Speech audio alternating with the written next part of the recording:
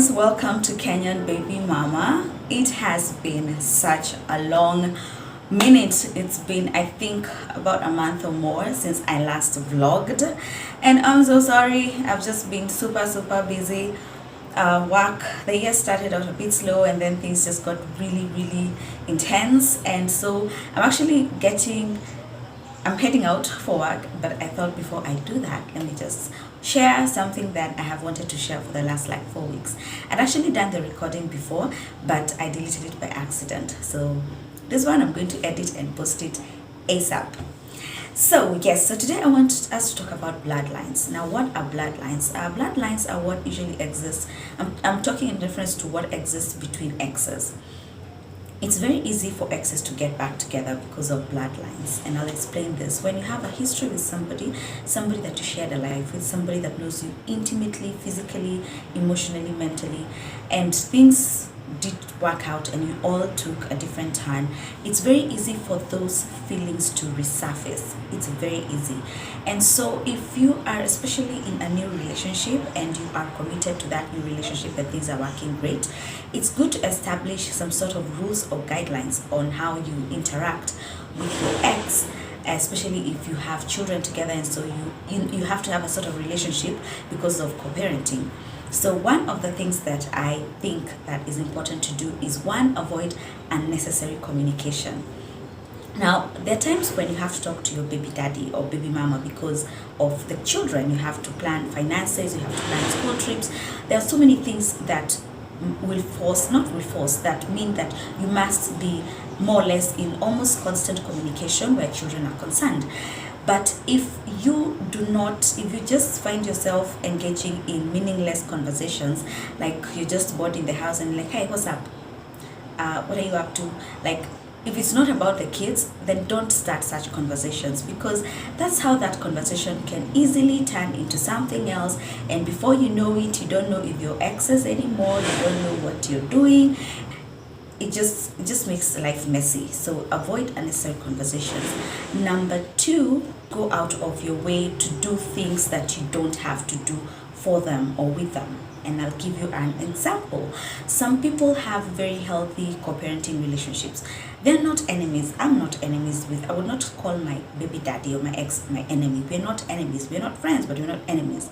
So don't go out of your way to do things that you don't have to necessarily do for them, because that might communicate something else.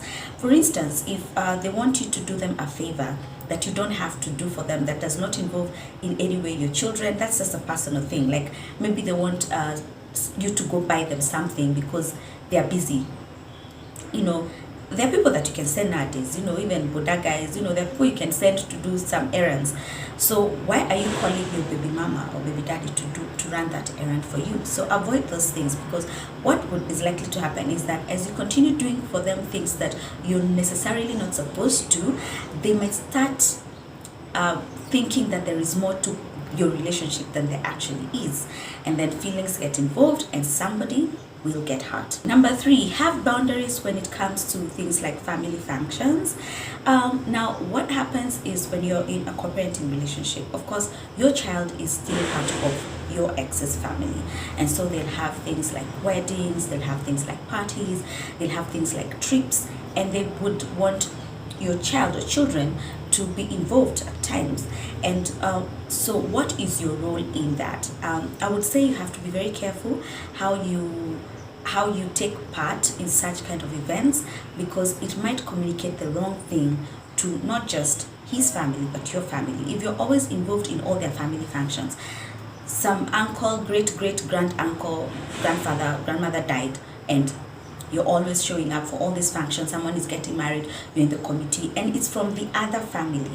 One, that will make it very hard for you to have a healthy relationship with the current person you're with and their family, but it also can communicate, it can be confusing to both your families on, so what's happening, so why is she so involved in his family's life, and they're not together anymore. The kids can go for trips, the kids can visit, the kids can do all those things, but do you really need to be there all the time?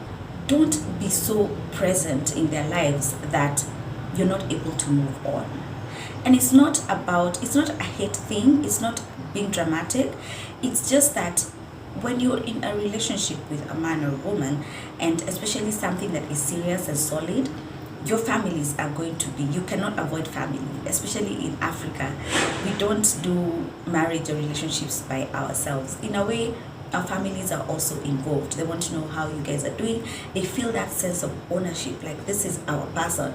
And so you just don't want to have a messy situation where they're confused, like, she's not our in-law anymore, so why is she always here? Why is she in a wedding committee for the exes, cousins, other, so yeah, so that's that. And that's about bloodlines. I don't know if you can comment, share, and tell me what else you think we should avoid when it comes to bloodlines between exes, so that we can have healthy and happy relationships with our exes, with our current and future persons. Yeah.